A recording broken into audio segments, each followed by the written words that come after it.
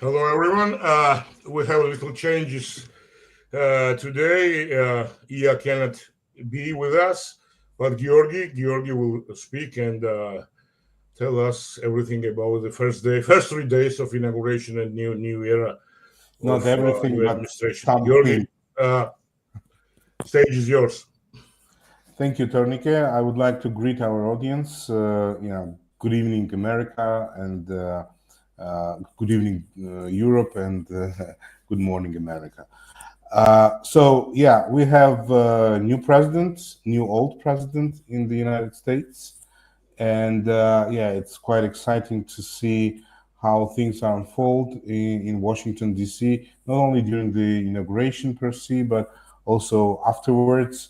The signature of a number of executive orders in the Oval Office, as well as some statements from different. I can say quite a lot. Executive orders, not a number. Yeah. Yeah, exactly. So, and I think that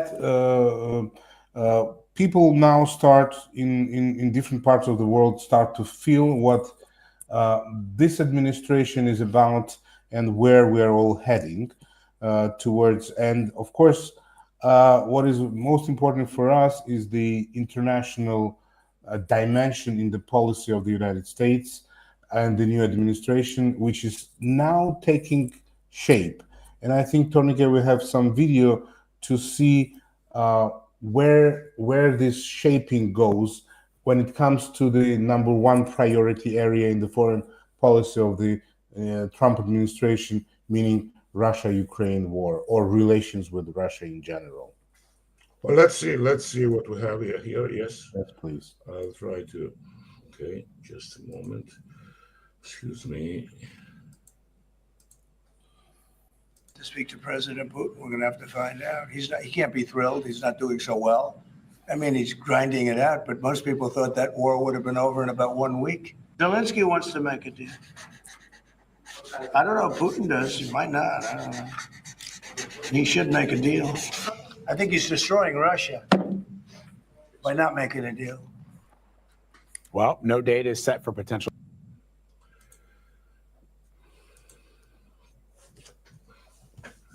Um, what do you think about that? It is some escalation or some what kind of development it is? Well, I think first of all, uh, it seems that really President Trump has thought this situation through very deeply. First of all, when he mentioned that President Putin wanted to end the war within 1 week, or to achieve his goals nearly 3 years ago in 1 week, and he could not do that. President Trump earlier during the campaign mentioned that he will stop this war within 1 day.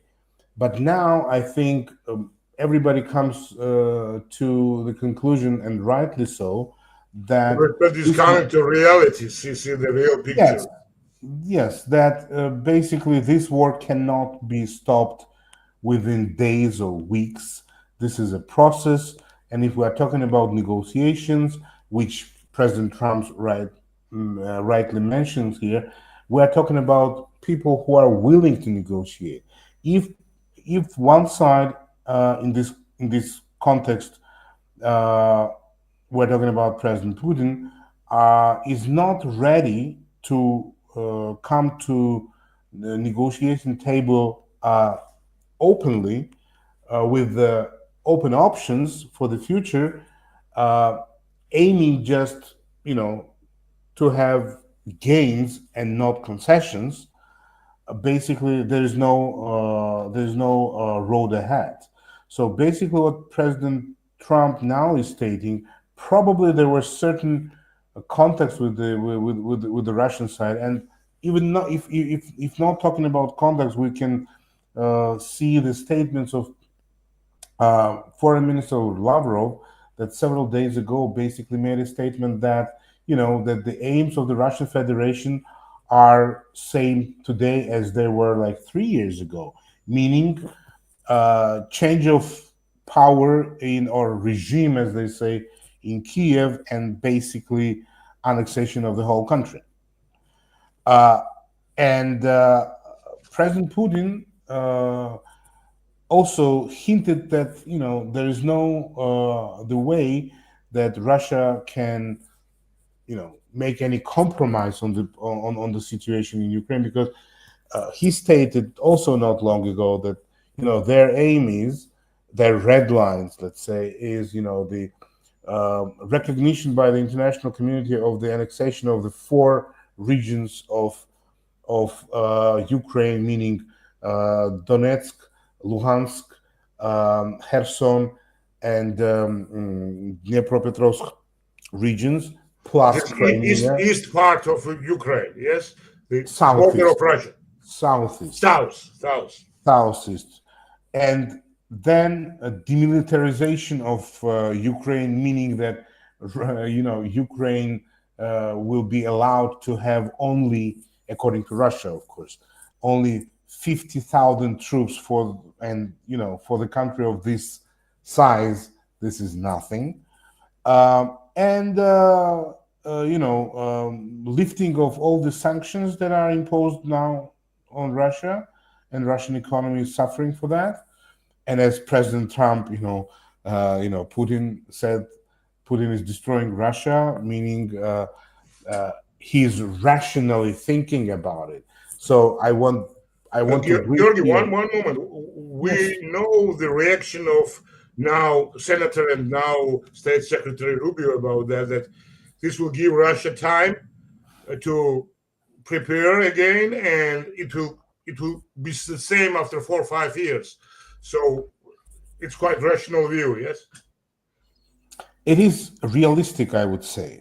Rationally speaking, what President Trump just said, that's what I was commenting, and I will go back to your question or comment related to the statement of Secretary Rubio, that President Trump said that Putin is destroying Russia by not making a deal.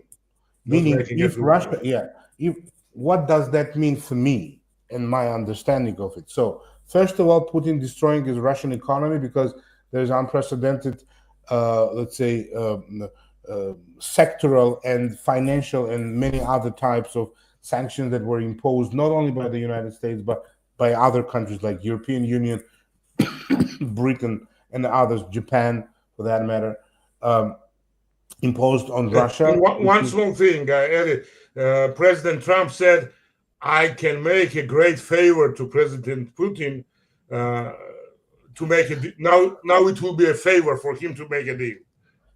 If. Yes. There's a lot of if, but it's a big if. If President Putin understands it in this way, and I will go. I just want to say something about how Putin is understanding all this situation, and that differs from what President Trump is saying. So basically, destroying Russia with this because of the sanctions and because of the also unprecedented human losses that Russia is experiencing in the Ukrainian front. We're talking about hundreds of thousands of dead, wounded soldiers from Russia, and we're not talking about the material damage. I'm not talking about the destroyed buildings and cities and so on. I'm talking about basically destroyed lives in that part of the world. So, but what Senator Rubio said basically also emphasized the reality that, and probably he's reading Putin's mind when Secretary Rubio said that, if the ceasefire will be reached and, there will be no, let's say, serious security guarantees for Ukraine, and then the control mechanisms, to keep Russia at bay in this period of time, Russia will be able to rearm itself and prepare for another offensive war. And this is true.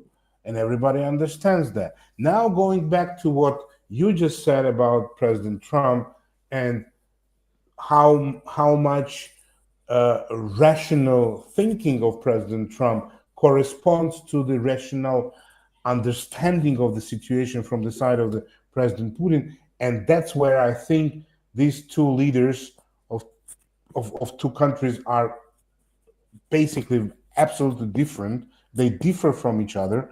Why? Because for President Putin, whatever is going on, not taking into account the losses, the damage to the economy, etc., and the burden that actually this war has on Russia in general, this is a winner's position because he is step by step, slice by slice, was able to occupy more and more territories of Ukraine, and this is viewed in Russia Russia by the vast majority of Russian as a victory The and victory, yes. yeah, As a success. propaganda. Yes, propaganda. The state propaganda of Russia is selling it to the population as this is something that we are achieving. This is something that we are making Russia great again. Just to paraphrase MAGA slogan, but and this is very important. This new imperialism that is actually embodied in this, in the souls of the Russian society at the moment, and we see it and we feel it because we're living not far away from the country, is something very important for the population in Russia and government of Russia. Putin's government exploits these feelings and these sentiments.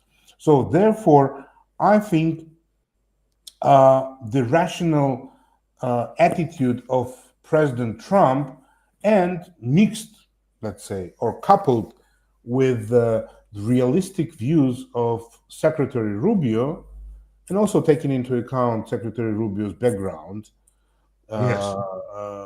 which is very important in this case, in the case of understanding of the This psyche part of of the world, other yes. He's on. the psyche of the other side is very important. And I think, in general, the current new administration in the White House and in Washington, D.C. in general, I think they have a very good understanding and very good, feeling of what they're dealing with or whom they're dealing with. So, and this understanding, I think, brings us to also to the reality that this war uh, cannot be stopped at once. This is a process, and when President Trump also made statement that if there will be a need, we will impose more severe sanctions. So to show the willingness of the United States to go even further, As far and as needed, yeah. yeah, as far as needed to achieve uh, the uh, the goal to stop the war and to achieve the just peace. Georgi, Because one question. yes, please. What about perspective from Ukraine side? President Trump mentioned that from President Zelensky, it is willingness, it is readiness to be for this talk, peace talk. And how do you think? What kind of position is Ukraine now?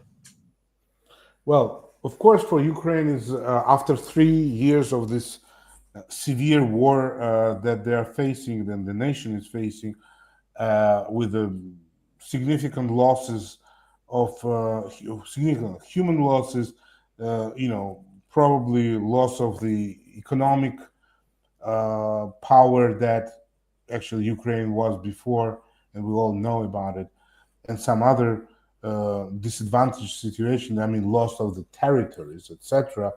Um, uh, President Zelensky is also very realistic that he understands that his country needs a ceasefire. His country needs a fresh breath.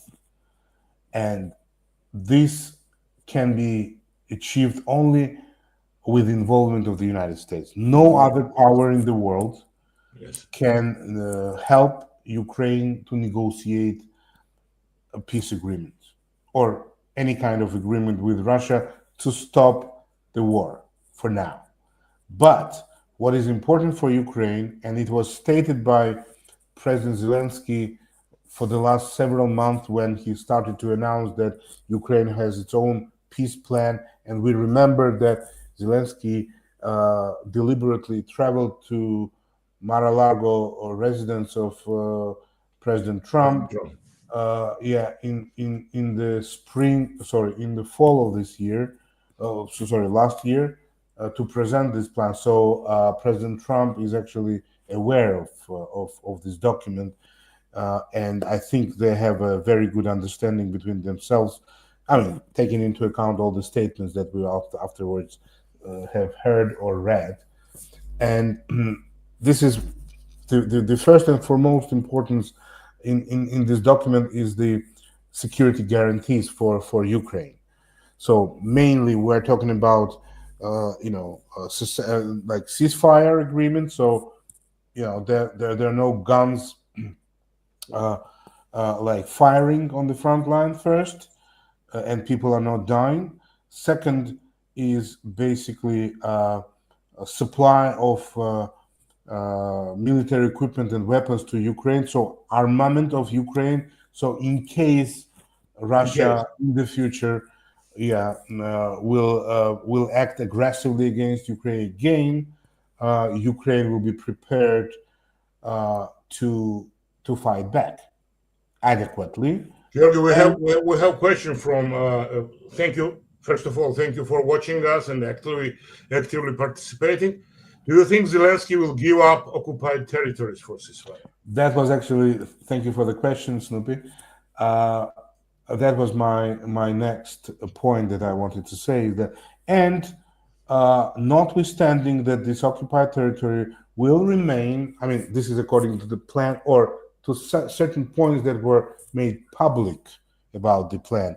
So notwithstanding that those occupied territories will remain under Russian control, nobody from the international community will be recognizing them as a part of Russia, and Ukraine will never recognize them as a part of Russia. And this ceasefire and security guarantees will have to lay the ground for a peaceful negotiation between these two countries with involvement of the United States in terms of how this conflict should be resolved in the future, and that includes the territorial disputes, or let's say territorial arrangement or question of those territories that were just mentioned.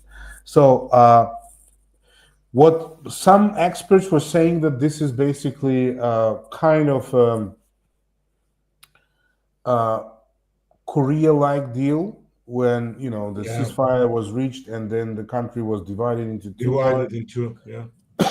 Yeah, but it's not so, because North Korea became like a separate independent country or state, and South Korea was developed as we know how it was developed, as a democracy.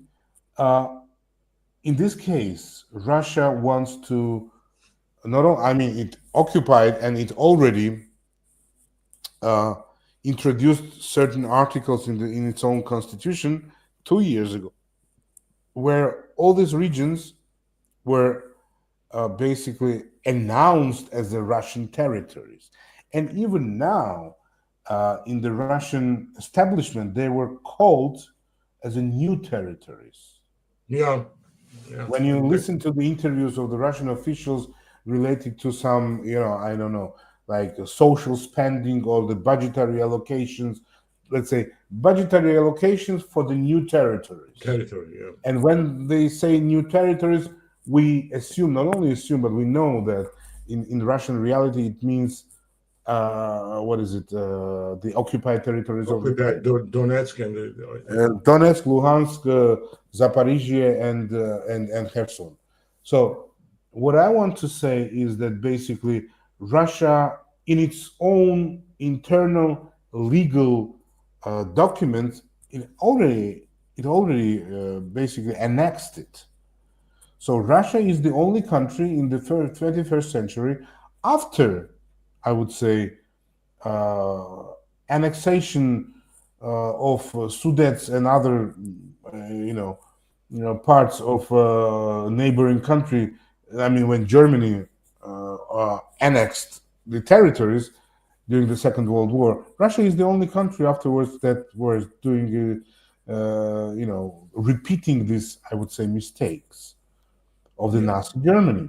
So, and this has to be actually underlined and be clear for everyone that in this whole situation there is no legal, moral, or any other sort of, or historic for that matter, justification for such an actions from the side of the Russia.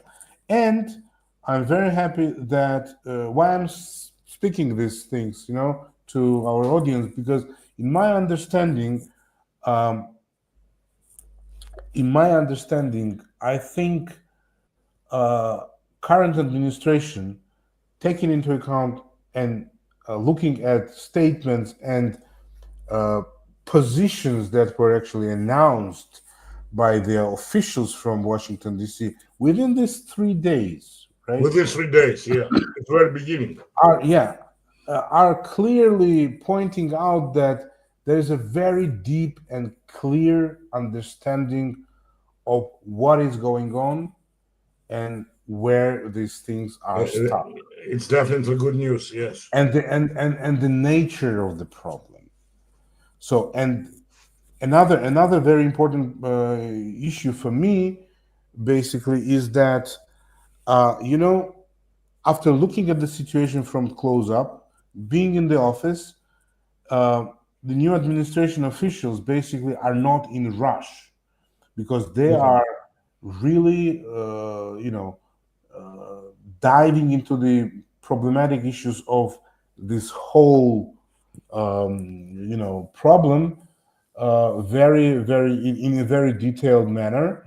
But And but I on the think other hand, there is no easy ways, no, and that's no what I want to easy say, that solutions. Yeah. they understand that there is no easy solution and they are not in rush anymore. They understand that this is the clarification or resolution of this very issue is the crucial milestone for arrangement of a new security architecture globally.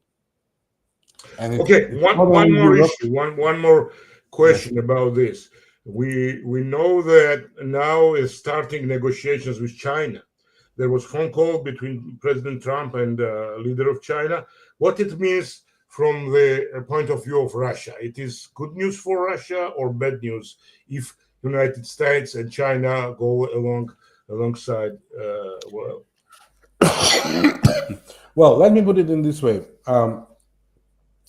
To understand where, in my opinion, where Russia is at the moment, I think Russian foreign policy apparatus, or whoever is responsible for the foreign policy, and I think first and foremost it's President Vladimir Putin himself, because he is the one who is managing all these issues personally. Uh, but either personally or collectively, they made a big mistake.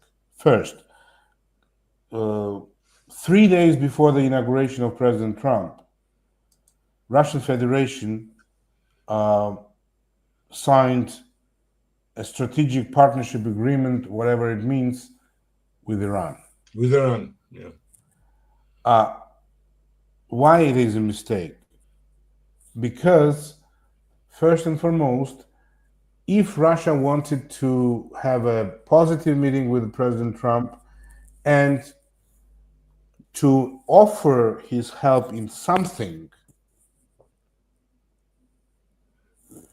that was actually Iran and Russia's influence, or let's say relations with Iran that could be solved, could be offered to the United States to solve certain problems of the Middle East or in relation to whatever United States was interested in terms of Iran, right?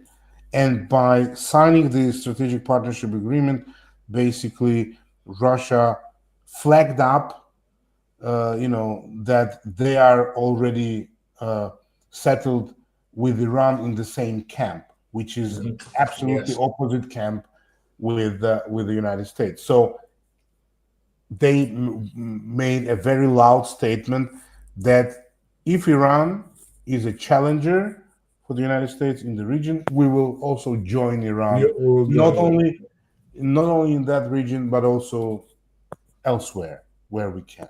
Right? This is a very loud statement from the President Putin. When it comes to China, and you said very interesting, voiced out a very interesting point. I think in this case, Russia could also offer similar thing to United States, Russia's good relations with China, and through this triangle, Russia, China, United States, to achieve certain structural agreements on certain things. So that where Russia theoretically before today had some leverage. But what happened, and I have to give a credit to President Trump in this, President Trump, even before the inauguration, made a call to Chairman Xi. Yes, yes. And they had, according to the President Trump, they had a very good conversation. So, meaning, in my view and my reading of the situation, is so that by this step, President Trump basically cut the ways for President Putin to influence or to be somehow be involved positively, negatively, whatever, in relationship with in his relationship with the Chairman So Xi. it is a blocking this. Absolutely. So that's what I'm saying is that basically, on the one hand, Russia itself blocked, the Iranian dimension in terms of the negotiations with the Trump administration at the moment, and President Trump himself cut out Russia from his relationship with Chairman Xi. So, and this brings us to absolutely new reality that Russia presumably is in a very big disadvantage right now vis-a-vis Trump's administration, and what it will bring to the negotiations about Ukraine. I mean, what kind of cards it has in its hands to play with vis-a-vis President Trump. They're not much, because all the cards I'm talking about, the economic sanctions, weapons supply, international system and international law in general, and many other issues that are related to to a war in Ukraine are in the hands of the United States. So, and that's where I am also jumping back to what you just said before, and what President Trump said just Yes, in the he video. said it is important. Yes. He said in the video that you just showed is that President Putin is destroying Russia by not making a deal, Not making a deal. Yeah. because uh, it seems to me, from all that we hear from Moscow, either from Minister Lavrov or from President Putin, they raised the bar to a There is a bar. degree before even the negotiations, that it's impossible to sit down and talk about those issues that are on that level.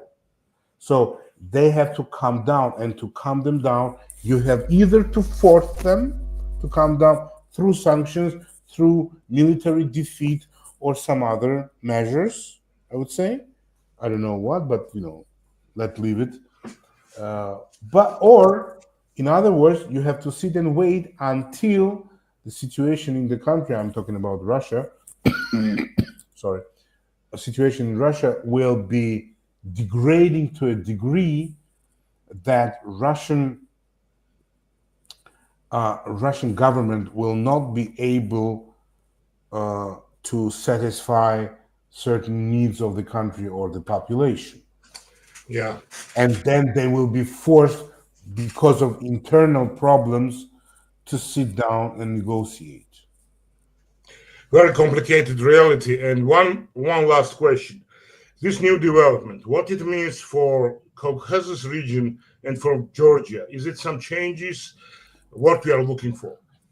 Well, obviously, it will bring some changes. As I said, this is probably at the moment probably the most important issue in for the global security, and this is a Black Sea area, Black Sea security issue, and we are the country of the Black Sea, and uh, this war has its negative waves throughout the former Soviet Union area and Eastern Europe in general. So it's not only for us, it's for Eastern Europe, for European security, and for the Black Sea security. This is, in many dimensions, this is our region.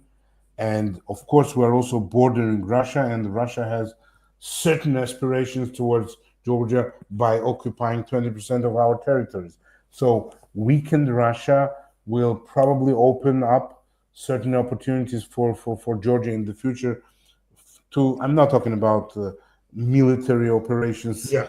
to return the occupied territories. Not that, but it will open certain window of opportunity in terms of economic development, development of democratic institutions, and development of the South Caucasus region in general as a free area, right?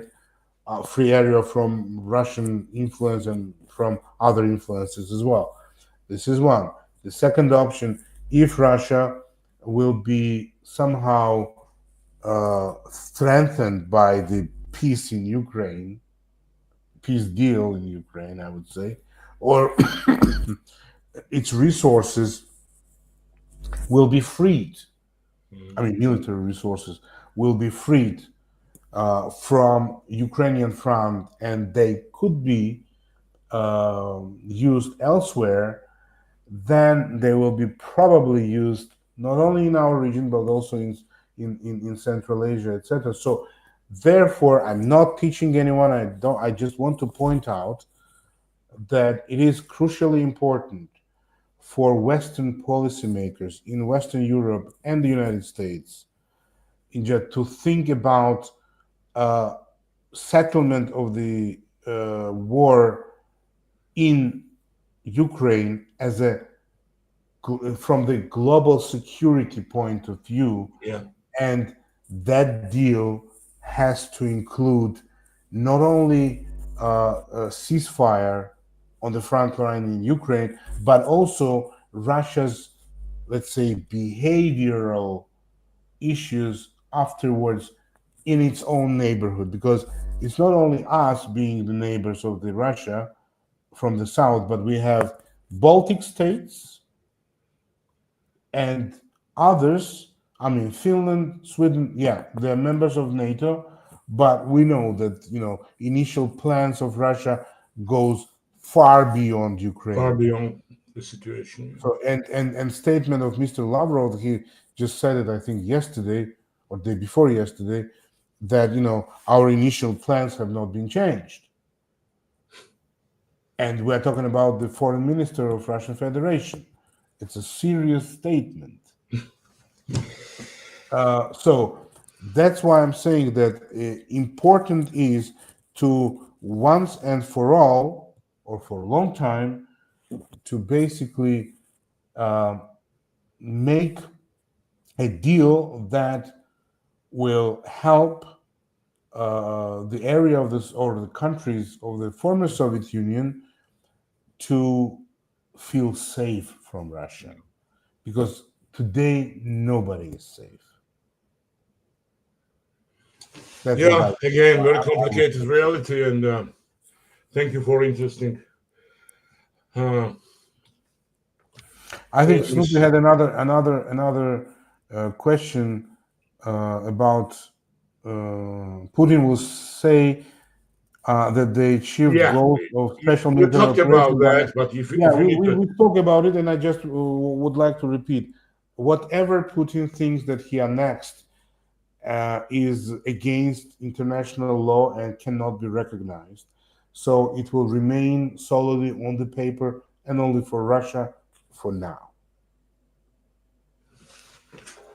It doesn't okay, have legal international consequences. yeah, we will look through this development, and next meeting, I hope Ia will be back, and Yeah, I I hope so hope too. Secretary Rubio will plan visit one day in Tbilisi, so we will see him in Georgia. So I hope so. I'm pretty much sure for that he will be welcomed by people of this country very warmly. thank you, our Thank you, listeners. Tomike, and thanks to our viewers. And excuse us that this podcast has not been going as we planned. We will have more things to speak about when Ia will be back, and I will wish you good luck for now. Good luck. Thank Stay you, with and us. see you later. Mhm.